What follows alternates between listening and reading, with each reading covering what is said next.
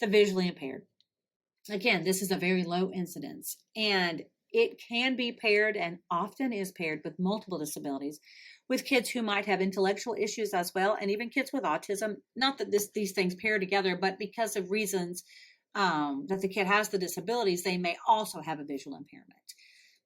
I have had many kids with visual impairments that have been paired with other impairments. I've had very few visually impaired kids who are just kids who are visually impaired.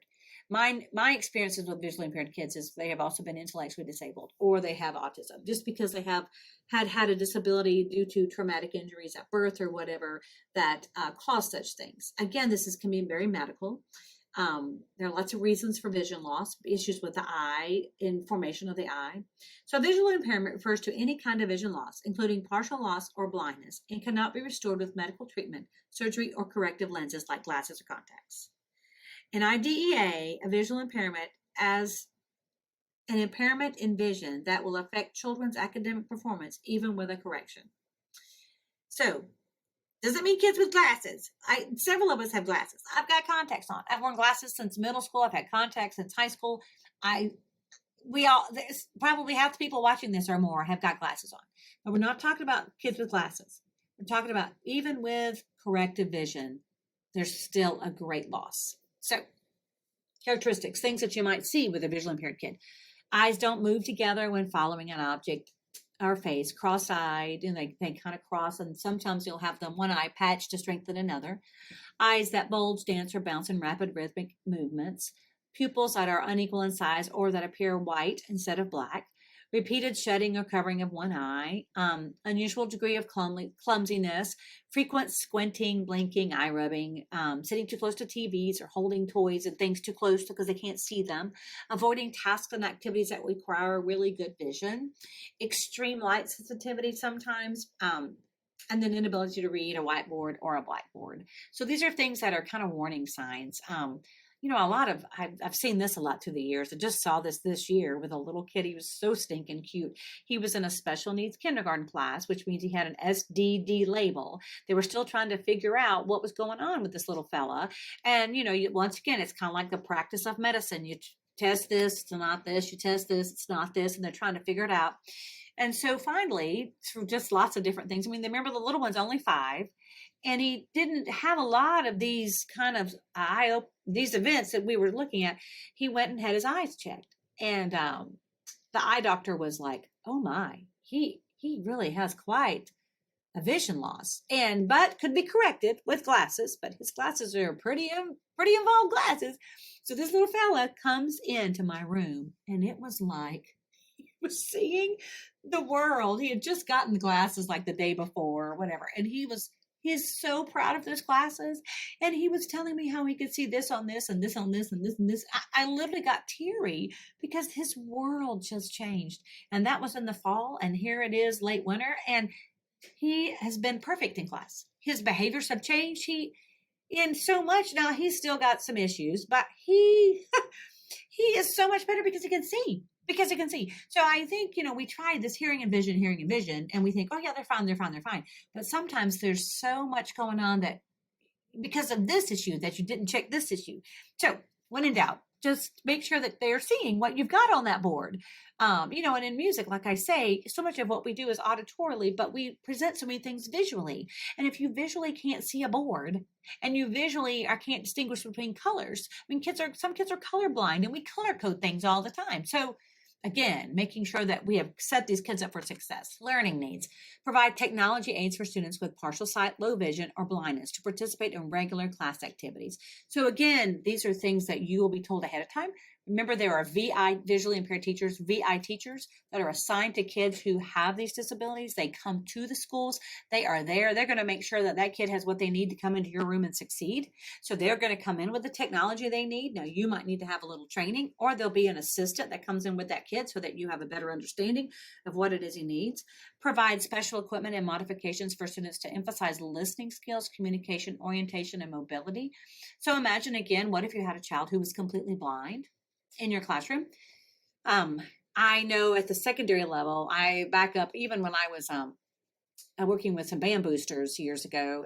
My kids were both in band, and after I had left, there was a kid coming down the pike at this high school, and he was blind, but he was an amazing trumpet player, and his parents, and he wanted to be a part of the marching band. And I know the directors were like, oh my, how are we going to make this work? So they go to the drill writer and was like, I've got a kid and he's blind, but he wants to march. And the drill writer's like, no, it can't happen. And then the directors were like, no, we're going to figure out how to make this work. And they did. And it was amazing. And it was so successful. And it was peer led, and it was a success. And this kid, who's now, gosh, probably a senior in high school, is still playing in the top group, and everything, all of his music, he reads Braille music. And again, you as the teacher you're not one that is going to be asked to figure out how to do Braille music. You just have to be on top of it and structured enough that you're sending the music to the VI teacher in plenty of time so that the music comes back in time. Another thing to think about at the secondary level is that it doesn't make sense that the child who wants to learn an instrument is learning Braille music at the same time and trying to learn memorize in a skills book, in an etudes book. So, you know, how when we first learn in middle school, and number 1 on page 2 and number 2 on page 3, and we're learning as we go. Well, that's really difficult to get a whole book brailled. So you'd really have to be specific in what you're asking, and then making sure, because many times if what the kid has chosen as their instrument, so let's think again, I was talking about how this kiddo played trumpet. Well, trumpet works well while you're reading Braille. Now, when you're reading Braille, you're reading it, your pointer touches it first, and then this finger, and then this. So you kind of have a what you think it is and a second and third opinion as you're reading, okay? Now, like I play guitar, so if you have any kind of calluses, it's really hard. And you have to come across the paper as you're reading, and it's in a cell with 6 dots. So these little dots are raised or flat according to what you're reading. And so Braille music kind of aligns with the same letters in the Braille alphabet, okay? And how it works in Braille. So it's complicated. But again, if this is how you have been learning and you've been reading Braille since kindergarten, so reading Braille music isn't that hard. I mean, it's hard, but it's a different language because it's music, but it's Braille. But remember, he's got a one-handed instrument. It would be a lot harder if you were reading Braille with a woodwind instrument, because remember, if woodwinds are 2 fingers, 2 hands, or strings, 2 hands, but you have to read it, memorize it, then you've got to play it. That's really hard. I had a friend in college years and years and years ago when I was in college. She was an organist, and she was blind. She could not see anything. She read Braille music. Now wrap your head around how many lines of music she was memorizing at a time. Her left hand, her right hand, her feet. She had such brain power, used so much more of her brain than I have ever used, so that she could memorize the Braille, stick it in her head, and began to learn measure by measure. There are amazing musicians who are visually impaired. Let's think of a few. Stevie Wonder, Ray Charles. We get amazing musicians. They can't see, but they have been gifted with an ear, and they can sing. So don't ever assume. I think so many teachers see disabilities and assume cognitive issues. No, there are so many different kinds of disabilities. Hearing disabilities, visual disabilities. Doesn't necessarily mean anything cognitively wrong, and can be incredibly musically gifted. I had a hearing impaired individual in my classes when I was teaching college, and she had a complete loss on one ear. Only one ear worked. But she wanted to be a band director, and so she made it work. She made sure that she always had the music on her right side, so that she could sit on that side of the organization, that side of the band, listen to that side, because she was so gifted. But only one ear worked, but she made it work. So, sorry, I'm going off task. So, need seating accommodations to help them to see your whiteboards, or whiteboards, blackboards, or overhead displays, because they might have some visual acuity, so they can see some things. They just need them enlarged and larger. Need to wear glasses, use magnifiers, or use extra lighting for classwork.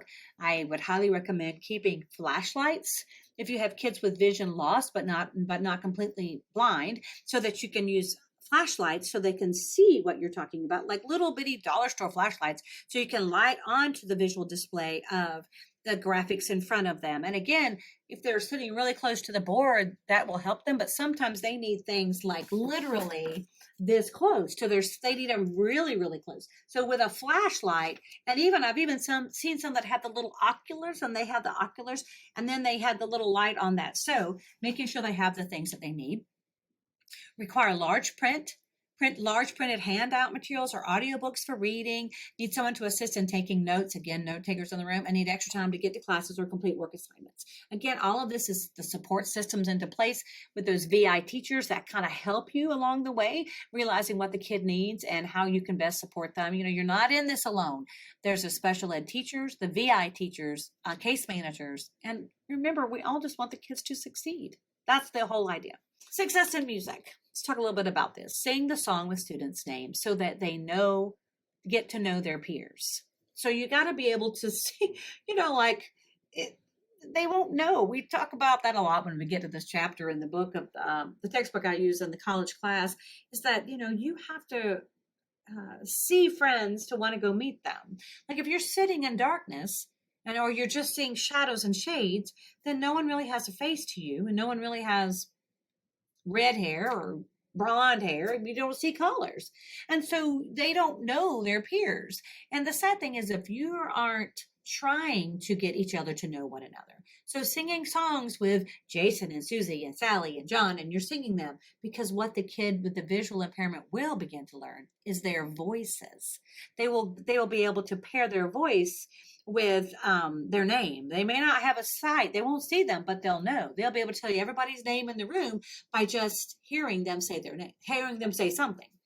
Incorporate the directions and performing actions in the song to teach them concepts. Okay, so remember, you have to tell them everything you need them to do. It's a total mindset change when you have VI kids in your class. So when you say, okay, everybody stand up and put your hands here, you can't say that. You can say, everyone, please stand in front of your chairs and put your hands on your hips. And then you might even have to go place them on some little kids because they may not get it. Any musical activity, such as discrimination between dynamics or timbres, will help them improve their listening skills. Because remember, research has shown that someone who's blind or deaf, they say they may hear or see better because they've lost one of the other senses. But then there's research that says that doesn't really support that. But what really probably is the most truth is it doesn't mean that just because your ears don't work that your vision's better, or that your vision doesn't work and your ears are better. It just means you rely on them more, that you're more acute to your skill sets because that's the set you have. Use instrument plays to provide visually impaired children sensory stimulus and experiences so that they're playing together, making sure you put their hands where they need to. Let them completely experience the instrument before they play, so that letting them feel the xylophone, feel the metallophone, feel the bass bars. As they're picking an instrument and they're in secondary education and you're like, okay, they're blind. What am I? You need to lean them towards the one-handed instruments, which there's not a lot of. And if they come in to you and say, I really want to play the flute, then you let them try it and you'll figure it out. Songwriting and composition are activities that may help them to increase their executive functioning skills, increasing initiation, planning, problem solving, and decision making. Never be afraid not to do songwriting. Oh my goodness. Think of some of the best songs come from visually impaired kids and adults. Music and movement strategies may help children with visual impairments to increase their body awareness, and motor planning and spatial awareness. Okay, this is huge because remember, your body and motor is because I see what's around me. I know that if I reach too far over here, I'm going to hit something. If I reach too far over here, I'm going to hit something. Well, if you can't see, you don't know. So helping kids with their spatial awareness, letting them know that, putting an arm out, there's a friend way over there and then way over there. And then when you're teaching a dance, you have to verbally say exactly what you want them to do. Take your right foot, step out from your left foot, step back. And then you literally sometimes have to go place that little foot, place it back for the little one to get it. Singing, instrument playing, and movement might increase visual impaired children's attention, behaviors, and social interaction skills. Yes, all of those things. The kids are in your rooms. They want to be a part of it. Don't be afraid to try it.